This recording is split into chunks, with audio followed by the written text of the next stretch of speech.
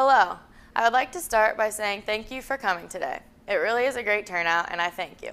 So let's get started. I'm very interested in the behavior of children after they are treated a certain way, and I'm going to talk to you about how some children may act in a classroom and possible reasons for why they act that way. Teachers of America, this talk is for you. Traditionally, we think of rules as being mandatory in the classroom. Well, I am here to tell you that we as teachers could be way off.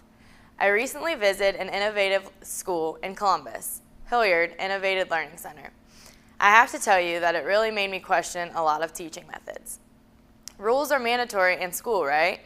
At the Hilliard Innovative Learning Center, they have none. They have 0 rules right now. How many students get in trouble every day, you might ask? So far, none. I know everyone is thinking, if I didn't have rules in my classroom, it would look like a zoo every day, which is probably true for traditional school, where students are used to being treated like students instead of people.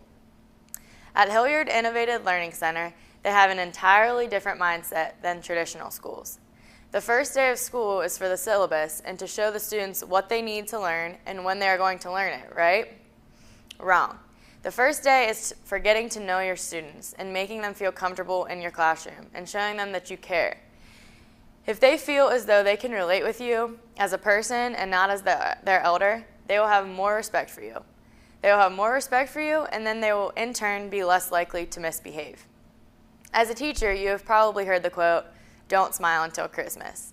And in my opinion, I think that is absolutely ridiculous. The students need to see that you are a loving and caring person and you make mistakes just like they do. At first, it was really hard for me to believe that they have no behavioral problems at a school with no rules. But the more I thought about it, it makes sense. The students feel a part of the school and as though they have the freedom to learn in a different way than what they're used to. If you think about a lot of the rules at a public school, some are just silly, consisting of not being allowed to wear a hat, or just having a very strict dress code that draws attention to the students and takes them out of the classroom to change. At the Hilliard Innovative Learning Center, unless it creates a distraction or is inappropriate, they do not say anything about it. Students are allowed to wear hats, tank tops, or anything that they feel most comfortable in. Another way to help the students feel comfortable and safe in a classroom is just to stray away from the traditional look of a classroom. Get chairs that are comfortable and colorful, and other furniture such as bean bags or just chairs sitting low to the ground.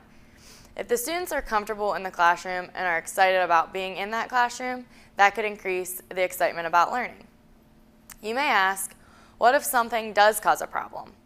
The answer is, if and when that time arises, the staff at the Innovative Learning Center will have that conversation or discussion with the student.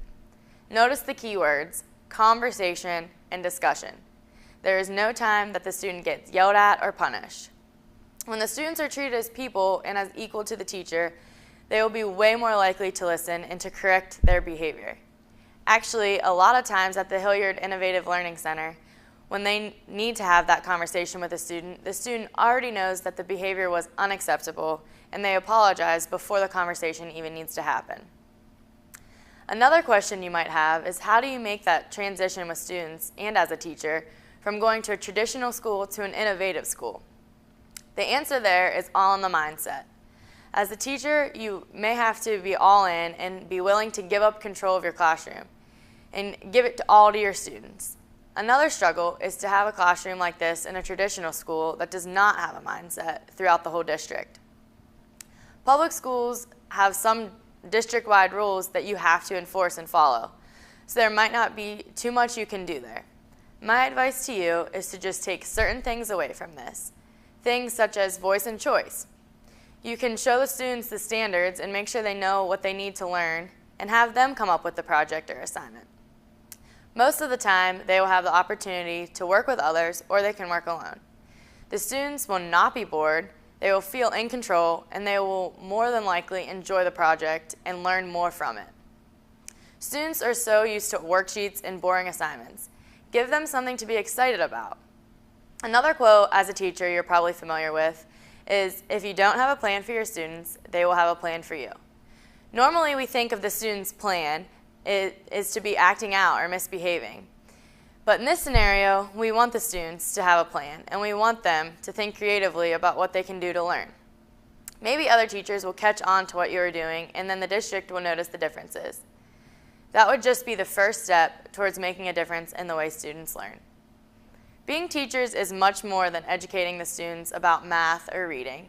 It's about teaching them about life and letting them know that we care and are there for them. Children who are loved at home come to school to learn. Children who are not loved at home come to school to be loved. Teach your students with passion and love, and you and your students should think creatively and innovatively. Treating your students in that manner will fix a lot of behavior problems. Thank you, and good night.